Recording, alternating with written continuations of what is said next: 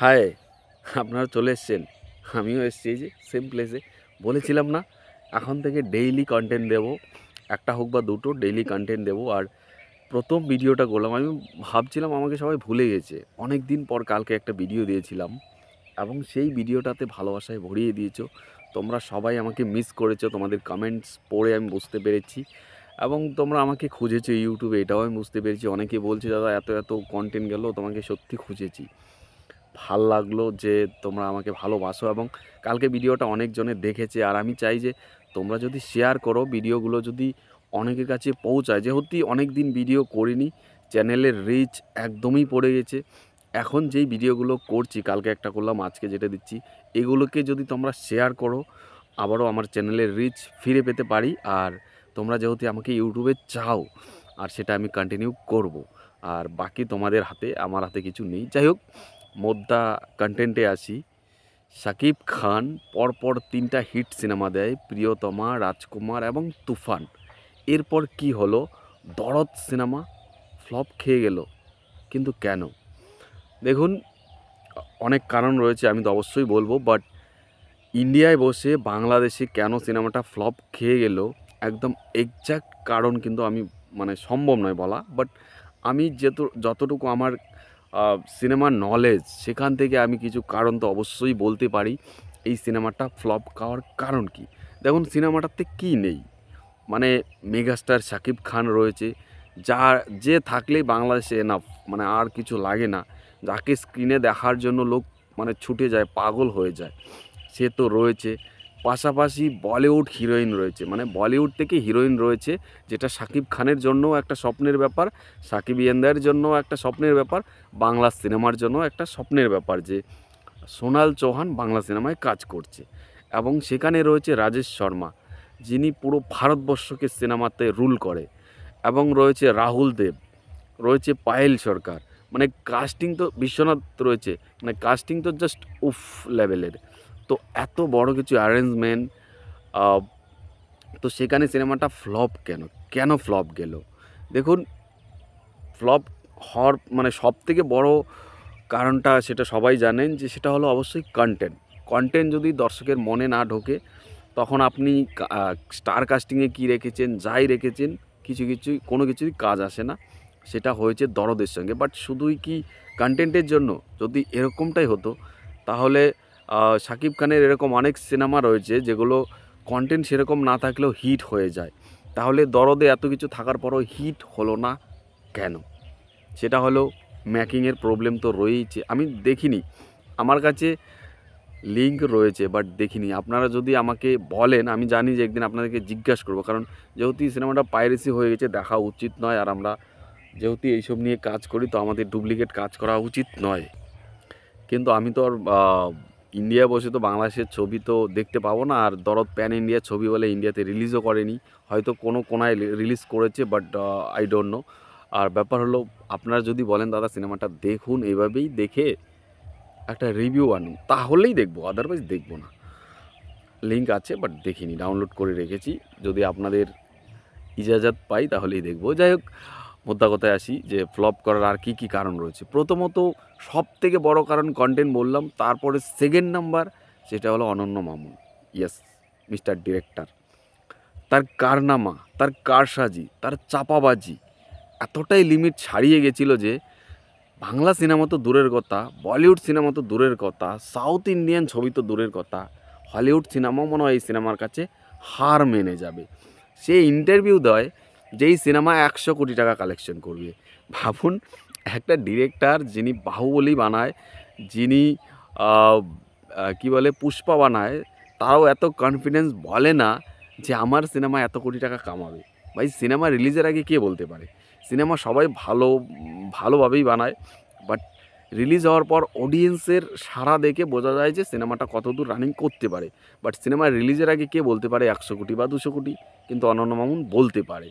অনন্য মামুন এটাও বলে, দরদ করার পর শাকিব খান এবং দরদ, এই দুটো জিনিস গিনিস বুকে লেখা থাকবে।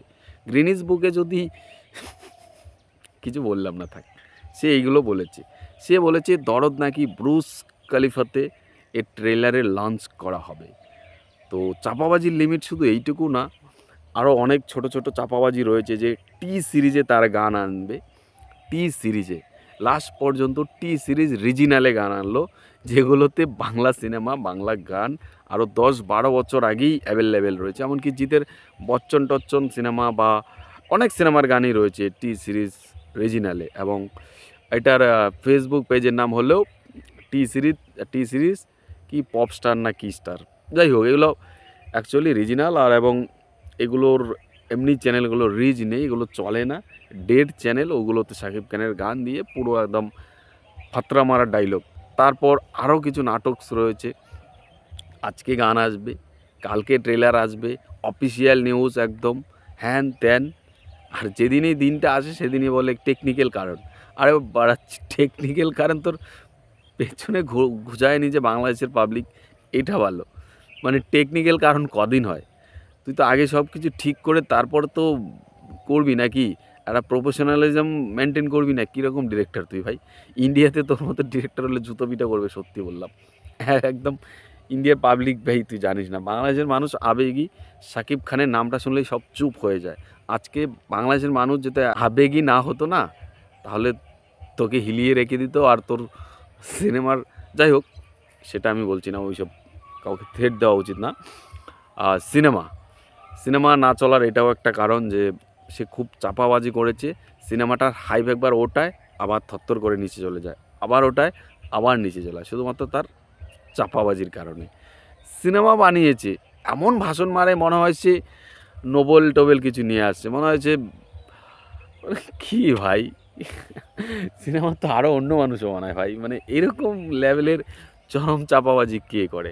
তো তারপর কি হলো, সিনেমাটা প্রথম দিন শাকিব খানের জন্য লোক দেখতে গিয়েছে। আমরা যে রিপোর্ট ইন্ডিয়া থেকে পেয়েছি যে হল একদম খাঁচাখাচ ভরা, প্রত্যেকটা সিট ভরা, প্রত্যেকটা হল ভরা। মানে জাস্ট প্রথম দিনেই নাকি 30 লাখের বেশি কালেকশন করেছে ফেস্টিভ্যাল ছাড়া, যেটা খুবই ভালো একটা নিউজ।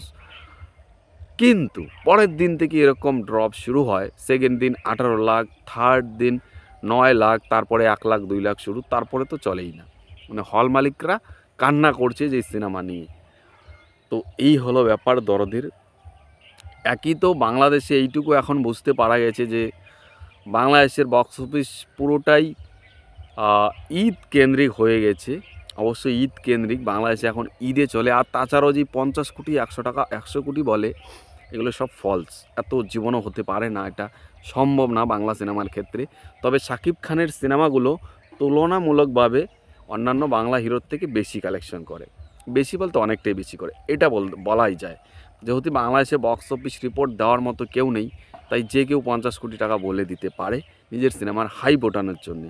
বাট অনন্য মামুনও হয়তো বলবে তার সিনেমা হিট, কিন্তু আদৌ কি সেটা না। তো দরদ আমি তো দেখিনি কেমন হয়েছে, আপনারা দেখেছেন কেমন হয়েছে কমেন্টে জানাবেন। বাট আমি মনে করি যে এই সব চাপাবাজির কারণে, এই সব কিছু ভুল ডিসিশনের কারণে, আর গান রিলিজ নিয়ে যে মহিমাগুলো করেছে ভাই, প্রিয়তমা বা তুফান, এগুলো গান আগে রিলিজ করেছে, গানগুলো আগেই হিট হয়ে গেছে, লোকে রিলস করা শুরু করেছে, লোকের মুখে মুখে চলে এসে আমাদের ইন্ডিয়া তো হিট হয়ে গেছিলো সত্যি বলতে। দুষ্টু কোকিল, তারপর কোন শহরের মাইয়া, ওগুলো আগেই হিট হয়ে গেছিলো, আমাদের ইন্ডিয়া তো হিট হয়ে গেছিলো। কিন্তু ওই যে কি দরদের গানগুলো এসছে, মানে ঝালাপালা এগুলো গান। মানে আমাদের ইন্ডিয়াতে এখন কিছু গান, বাংলা গান রিলিজ হয় যেগুলো শোনার ইচ্ছে করে না, দরদের গানগুলো এরকম, মানে একদম ফালতু গান। তো গান ভাই, গানগুলো আগে দিলে কিছু হিট করতো, কিন্তু আগেও দেয়নি, একদম সিনেমা রিলিজের ঘষাঘষিতে। এ আবার ডিরেক্টর, এ আবার চাপাবাজ করে বাংলাদেশের সিনেমা উন্নতি করবে আর শাকিব খানকে সে বড় হিরো বানাবে। তোর সাথে থাকলে ভাই শাকিবের কেরিয়ার ডুবে যাবে সত্যি। যতটুকু উঠিয়েছে বাকি 3টা সিনেমায় তুই তো একেবারেই ঠাস করে নিচে নামিয়ে দিয়েছিস। যাই হোক, এই ছিল আমার কিছু কথাবার্তা। যদি কাউকে হার্ট করে থাকি তাহলে সরি। বাকি আপনাদের কি মতামত কমেন্টে জানাবেন। আর যদি চান আমি আছি কন্টিনিউ।